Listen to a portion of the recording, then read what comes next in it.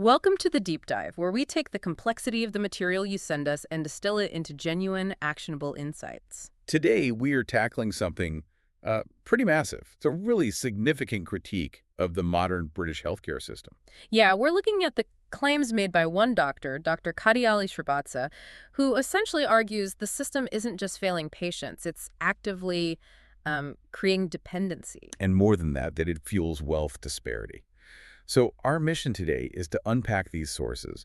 They claim the system undermines patient confidence, uses fear, and contributes to this huge wealth gap. And we'll also look at the resistance Dr. Srivatsa apparently face when trying to challenge this. We're talking about bodies like the General Medical Council, the NHS. Right, and then how this led him to develop an AI solution, Dr. Maya. So the big question we're exploring is, how did a system meant for public health end up being seen, by this physician at least, as a machine for dependency? And can tech really fix it? Okay, let's get into it. So to really understand the dependency culture the sources talk about today, we actually need to go back, way back, over a century. Because the argument is that modern medicine wasn't just, a natural evolution of science. Not entirely, no. The claim is that it was profoundly shaped by, well, money. Big financial interests. This is where it gets quite pointed, mentioning people like John D. Rockefeller. The idea is that wealthy individuals actively pushed healthcare in a certain direction. That's the core assertion, that figures like Rockefeller worked quite systematically to centralize healthcare, to move it away from things like natural remedies, holistic practices. Things that weren't easy to patent or control. Exactly, and channel it toward synthetic drugs, big hospital systems, and crucially, centralized licensing. They wanted an industrial model, basically, one that favored their investments. And in the U.S., the tool for this transformation was the American Medical Association, the AMA, especially after the Flexner Report in 1910. Can you remind us what that report did? Sure. The Flexner Report looked at medical schools across the U.S. and Canada. It pushed for a very specific scientific lab-based approach. Which sounds good on the surface. Right, but the consequence was that schools teaching other approaches, homeopathy, naturopathy, traditional healing, they were basically labeled unscientific. Many were shut down. So it effectively standardized medicine around one model, what we call allopathic medicine. Drugs targeting symptoms. Precisely. And the sources argue the funding sealed the deal. Schools that took money, often from foundations like Rockefeller's, had to accept board members tied to those interests. So you get nice buildings, top equipment, maybe great teachers. But the curriculum itself gets skewed heavily towards pharmaceutical solutions. Train doctors primarily on drugs, and, well, drugs become their main tool. And this shift from holistic healing to symptom management with products kicked off the financialization of healthcare. Absolutely. Just look at the costs. The U.S. spends, what, over $8,000 per person per year? Compare that to maybe $10 in some poorer nations. And the outcomes don't even match the spending, right? Lower life expectancy in the U.S. compared to many other wealthy countries, higher infant mortality. The sources argue this profit-driven model is structurally flawed. It's not prioritizing actual health outcomes. And you see it in hospitals, too. The shift from maybe a philanthropic mission to a corporate one. Where every little thing gets itemized. A tissue, a plastic cup, it all goes on the bill. Dr. Srivatsa apparently saw this accelerating back in the 80s. Doctors increasing costs, accumulating wealth. And this directly fed into disparity. Yes, because if wealthier patients start demanding lots of tests, maybe unnecessary ones, it pushes up the baseline cost for everyone. Meaning poorer patients, the ones who genuinely need a basic scan or blood test, suddenly find it harder to afford. It weaves inequality right into the fabric of care. That's the argument. Financial disparity baked into medical practice. Hashtag 1.2. Fear, loss of confidence, and the birth of dependency culture. Okay, so we have this financial structure. Now let's talk about the psychological side. The sources highlight fear. This is a really provocative claim. The argument is that the medical profession, as it's currently set up, kind of needs fear to maintain control. How so? How does it inflict fear? Well, by fostering uncertainty and discouraging patients from questioning things. People become afraid to challenge a doctor, even if they have doubts. Afraid of that. Afraid of getting worse care, maybe. Afraid the doctor won't tell them the truth about mistakes or about alternative treatments a colleague might offer. So they stay silent. And that silence, that's the control mechanism. And this ties into the breakdown of the doctor-patient relationship itself. Definitely. Think about taking a patient's history. Ideally, it's about listening, understanding their story, But the sources claim it's becoming more about ticking boxes on a protocol sheet. Driven by efficiency or maybe legal cover? Probably both. This. But imagine being the patient. The doctor's barely making eye contact, just filling out a form or typing into a computer. You immediately feel they aren't really listening to your unique problem. And that erodes trust. Confidence just evaporates. Exactly. Which leads directly to what Dr. Srivatsa calls the "you are the doctor's" syndrome. This is the heart of the dependency culture. Explain that syndrome. How does it develop? It starts young, apparently. Yeah. Parents rushing kids to the doctor for every little sniffle or mild fever. The lesson learned is, you can't handle this yourself, you always need an expert. Even for things that would resolve on their own. Right. So these kids grow up, and when they're adults, facing a health issue and maybe a doctor asks their opinion, their default response is, "You're the doctor, you tell me."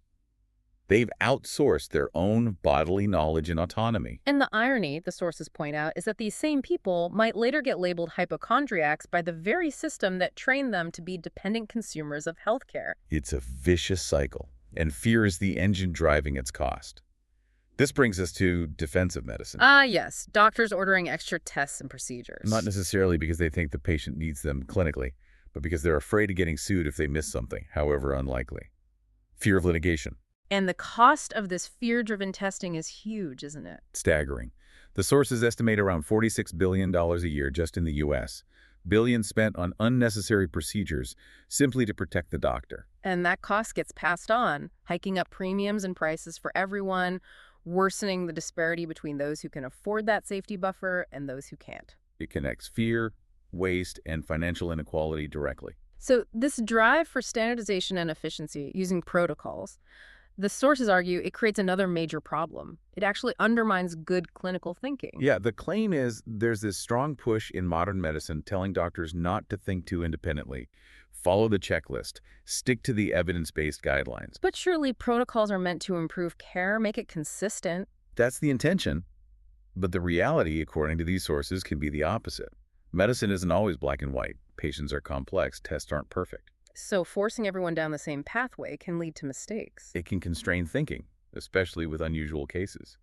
And it makes doctors more vulnerable to cognitive biases. Okay, the sources mention two specific biases: anchoring and confirmation bias. Can you break those down? Sure. Anchoring is when a doctor latches onto the first plausible diagnosis, maybe the one that pops up first on their checklist, and then fails to really consider other possibilities. Like seeing a headache during flu season and just assuming it's flu, potentially missing something rarer but more serious. Exactly. And then confirmation bias kicks in. The doctor starts unconsciously looking for evidence that confirms their initial idea and ignoring facts that don't fit. Which can lead to the wrong diagnosis, wrong treatment, dangerous delays. Yes. And this is where the critique gets really sharp. The sources argue that rigidly following these protocols, these evidence-based guidelines, can actually be unethical. Unethical? How? Because the guidelines themselves aren't perfect. The sources use the term vedavakyam, like divine text that must be followed, saying guidelines are not that. They suggest guidelines might only be 60–70% correct. So if you follow them blindly, you're almost guaranteed to misdiagnose a significant chunk of patients. That's the implication. And Dr. Srivatsa apparently found this deeply upsetting, seeing people suffer because they trusted doctors who were, perhaps unintentionally, providing substandard and unethical care by sticking too rigidly to flawed systems. It suggests patients need to be more skeptical, more questioning. Definitely. To see protocols as maybe a guide, but not the absolute truth. #tag 2.2, the global threat of antimicrobial resistance, AMR. Okay, if rigid protocols can harm individuals, the systemic issues take on a much bigger, scarier dimension when we talk about antimicrobial resistance AMR. Yeah, the sources don't mince words here. They call the superbug crisis a silent holocaust. The scale of the threat described is, well, it's terrifying. They claim AMR infections could be 20 times worse than the entire COVID-19 pandemic. We're talking infections potentially as deadly as Ebola, but spreading much more easily. And spreading how? Through almost anything. Food, water, the air, insects. And worryingly through asymptomatic carriers, including healthcare staff and even contaminated hospital equipment. Our hospitals become hotspots. And the cause is clear, isn't it? Our overuse of antibiotics. Absolutely. Doctors prescribing them for viruses like the common cold, where they do nothing, and the massive use in agriculture, giving them to livestock. It creates this intense pressure, selecting for bacteria that can survive the drugs. Until you end up with strains resistant to pretty much everything we have. Dr. Srivatsa apparently had a personal, shocking experience with this back in 1989. What happened? The specific stories often make it clear. He saw MRSA, that's methicillin-resistant Staph aureus, kill a healthy teenager in just 8 hours. 8 hours. Wow. And what was striking, highlighting the denial the sources allege, was that established doctors at the time apparently didn't believe him. They dismissed this incredibly resistant bacteria as some kind of fluke. That shows incredible institutional inertia, and the sources also point fingers at the pharmaceutical industry. Yes, the accusation is that drug companies are dragging their feet on developing new antibiotics. Why would they do that? Well, think about it. Antibiotics cure you. You take them for a week or two, then you stop. They're not as profitable as drugs people take for life, for high blood pressure, diabetes, that sort of thing. So the claim is profit motives are hindering the search for cures to this massive global threat. That's the suggestion. The pipeline for new antibiotics is running dry while the threat escalates. If we lose effective antibiotics, basic medicine gets thrown back decades. Surgeries, transplants, chemo, they all rely on controlling infection. Hashtag 2.3, the dangers of nurse prescribing and clinical inexperience. So we have flawed reasoning, a looming superbug crisis, and then the sources add another layer of risk, using staff without sufficient clinical depth for complex tasks. Yeah, this relates to Dr. Srivatsa's direct challenge to the General Medical Council, the GMC, the UK's doctor regulator. What was his specific complaint? He argued against allowing nurses who have significantly less diagnostic training than doctors to independently diagnose and prescribe medications, especially in unsupervised settings like walk-in clinics. He apparently called it quackery. Strong words. But is this happening because the system, like the NHS, is just stretched too thin, trying to fill gaps? That's the underlying context, yes. But the critique is that this lack of deep clinical experience leads to dangerous mistakes. It's not about nurses being bad. It's about the mismatch between training and responsibility. The sources give an example, don't they? A very disturbing one. A Pakistani woman wearing a burqa came in repeatedly 3 times with severe vomiting and abdominal pain. Okay. The nurse prescriber she saw apparently didn't do proper physical exams, missed the fact she was pregnant, and instead accused her of overdosing on paracetamol. That's appalling, clinically wrong, and deeply damaging. She ended up severely dehydrated, traumatized. The whole situation worsened significantly because the initial assessment was flawed. The sources argue this is the risk when less experienced staff rely too heavily on simplistic checklists, missing subtle clues. So Dr. Srivatsa raised these concerns about patient safety with the GMC. How did they respond? According to the sources, the response wasn't supportive. It was punitive. They mention another case, Dr. Smith, who faced sanctions after reporting safety issues. So blowing the whistle led to punishment. That's the claim. Victimization, harassment, financial ruin. The message sent is clear. Don't rock the boat. Keep quiet. Follow the protocols, even if patients are at risk. That fear of retaliation becomes a powerful mechanism for preserving the status quo, doesn't it? Protecting the system, even at human cost. Precisely. It creates a chilling effect on anyone thinking of speaking out. So the pushback Dr. Srivatsa experienced wasn't just isolated incidents. It was, according to the sources, systemic opposition. Yeah, coming from the top. The General Medical Council, the Royal Colleges that set the standards, the NHS itself, even reaching up to the UK Secretary of State. And the core issue was their defense of the protocol-driven system. That's the argument, that these institutions defend doctors who follow the rules, the protocols, even if doing so results in harm or, tragically, death. The system prioritizes following the process over achieving the best outcome. And Dr. Srivatsa felt this directly. He claims he was unlawfully removed from the performer group list, basically. Stopped from practicing in that capacity back in 2010. This was after he challenged the role of nurses in diagnosis and prescribing. He tried to claim whistleblower protection from the GMC? Yes, arguing he was raising serious patient safety concerns about inadequate training. And the GMC's position? They apparently refused, saying it wasn't within their remit. Essentially, they didn't engage with the substance of the safety concerns. Which sends a powerful message about institutional priorities. Protect the system, not the person pointing out the cracks. Right, and this institutional mindset, this focus on protocols over flexibility, has real financial consequences, especially for the NHS. We touched on dependency costs earlier. How bad is it? The sources cite a figure of £2 billion annually, spent just on common minor illnesses that shouldn't require a doctor's consultation at all. $2 billion. That's the direct price tag of the "you are the doctor's" syndrome we talked about. People seeking reassurance for colds and minor fevers. Which clogs up the system, makes waiting times longer for serious cases, burns out staff, and drains resources. It's completely inefficient. And this systemic dysfunction leads to a really stark, almost philosophical point made in the sources. Quoting someone saying, "I'm afraid there is no NHS." Yeah, that's a powerful statement. What does it mean in this context? It seems to suggest that the original vision of the NHS, the one created in 1948 based on universal access and comprehensive care, that ideal has been so eroded by dependency, bureaucracy, and perhaps financial pressures that it doesn't really exist anymore. Or that its original form was maybe an aberration, historically speaking, and now we're seeing something else entirely. A system struggling under the weight of its own structures. Hashtag TAG 3.2 global health governance and the Tamiflu scandal. The critique in the sources doesn't just stay within the UK, though. It extends to global health bodies, specifically questioning the World Health Organization, the WHO. Right. The WHO is described as being, well, not really equipped for fast-moving emergencies. Underpowered. They cite the Ebola outbreak as an example. Yes. The claim is it took 8 months after the first cases and 5 months after public warnings were already out there for the WHO to officially declare it a public health emergency. 5 months late. In a pandemic, that's disastrous. It points to a kind of bureaucratic slowness, a lack of agility. The sources worry that the next major outbreak could see similar delays because the structure hasn't fundamentally changed. Which forces politicians towards drastic measures like lockdowns, maybe because the early, smarter containment options failed due to that inertia.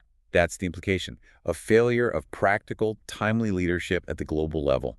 And this connects to an even deeper problem, trusting the medical evidence itself. This brings us to the Tamiflu controversy. A really significant example. Tamiflu was heavily promoted and stockpiled globally during the H1N1 flu scare.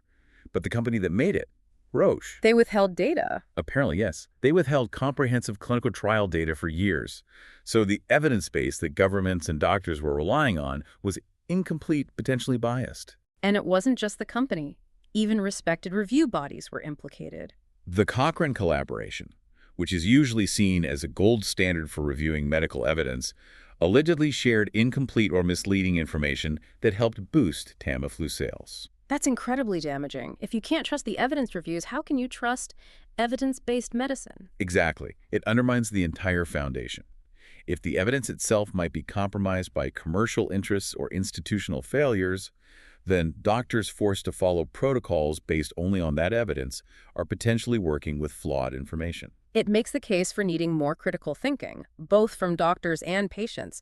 You can't just blindly accept the official evidence. Which leads us logically to the proposed solution. If the centralized systems, national, global, even the evidence itself are unreliable, maybe the power needs to shift somewhere else. To the individual. The empowered individual. Okay, so against this backdrop of systemic failure, institutional resistance, dependency, fear, Dr. Srivatsa decided to build something new, using technology.